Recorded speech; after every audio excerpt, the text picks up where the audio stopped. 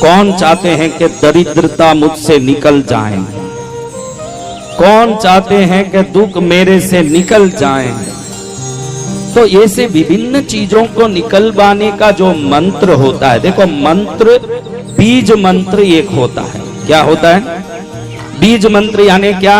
लक्ष्मी का बीज है श्रीम, इसको बीज मंत्र बोलते हैं। बीज डालोगे खेत में, पानी रोज डालोगे, वो अंकुरित होके पौधा बन के, पेड़ बन के, फूल देगा, फल देगा, फायदा देगा। इसीलिए हृदय रूपी खेत में मंत्र रूपी बीज को स्थापित करके जप रूपी जल डालते रहोगे तो आनंद रूपी फल मिलेगा। इसलिए इसको बीज मंत्र कहते हैं। बीज मंत्र। तो सरस्वती का बीज मंत्र क्या है बेटा? अरे कौन सा पैदा होके आ गए मुझे? अभी तो लक्ष्मी का श्रीम बोला, तो सरस्वती में भी श्रीम। हाँ, बहन भी बहन है न पत्नी भी बहन है बोलोगे तो कैसे होगा भाई? हाँ, बहन तो बहन होगी, पत्नी कैसे बहन होगी? सरस्वती का क्या है? एम नहीं, वहम नहीं, आईम। क्या? हाँ, एम नहीं, एम तो बहम है। आईम काम, आपको कोई काम नहीं हो रहा हो, किसी काम को पूरा करना हो, किसी व्यक्ति ने आपके जीवन से दूरी बना ली, उससे आपको फायदा है लेकिन वो दूर हो रहा है आपसे, तो इसको आकर्षण कामराज बीज बोलते हैं। क्लीम। क्या बोलते हैं? क्लीम। सुबह में 12 बार क्लीम बोलोगे, उठते ही नहा धो के शुद्ध होके टिकी तिलक लगा के 12 क्लीम रोज बोलोगे। मेरे ख्याल से 12 क्लीम बोलने में ज्यादा से ज्यादा 4 सेकंड लगेंगे। 1 सेकंड में 3 क्लीम बोल सकते हैं। कितना क्लीम? रोज 12 क्लीम बोलोगे तो आपके आभा मंडल में आकर्षण की शक्ति इतनी बढ़ जाएगी, अमेरिका के आदमी को सोचोगे तो भी कुछ दिनों में वो आपको आके मिलने पहुंच जाएगा। इतनी शक्ति कामराज बीज। समझ रहे हो ये बात? जहां जगह है वहां बैठ जाओ ना मेरे भाई। वहां जगह तो है नहीं। कुंभ मेला में मरते कैसे लोग?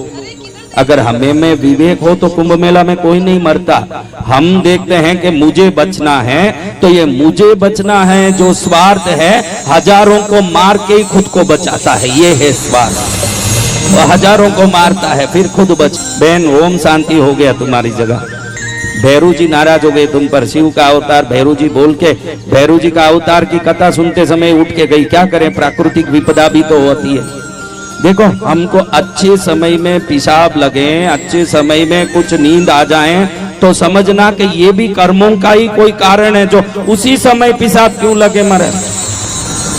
तो लगना था 1 घंटा पहले लगे, 1 घंटा बाद लगे, वो भी ट्रंकाल इसी समय क्यों बजा रहा? वो कह रहा है तू नहीं सुनना, जा उठ के यहाँ से। तब वो जा रही है। हमारे कण कण में दाने दाने पर लिखा है खाने वाले का नाम। एक दाना भी मुंह में नहीं घुसेगा जब आपके लिखे नहीं हो वो दाना। एक चावल कहां से प्रयाण करके आता है सोचो? खेत से निकलता है। 6 महीने तक क्या खेत में बारिश नहीं हुई, तूफान नहीं आया, हवा नहीं आया, तो भी वो फसल में टिका रहा।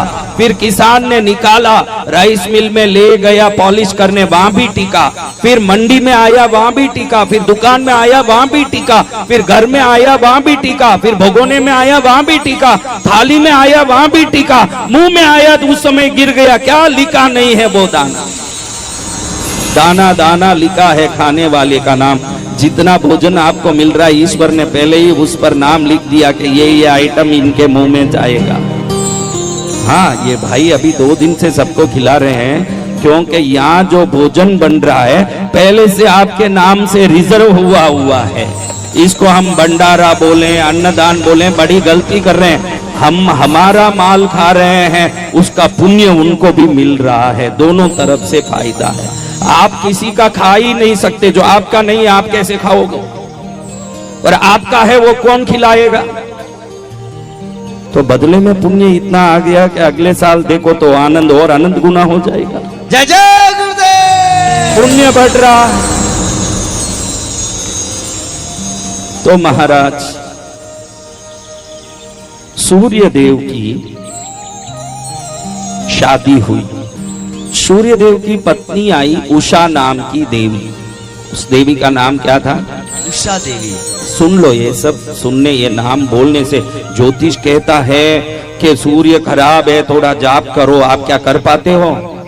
कथाओं में फायदा यही है कि जो हम कर नहीं पाते, गुरु महाराज वो सब नाम हमारे मुंह से निकलवा देते हैं, वो जाप हो जाता है।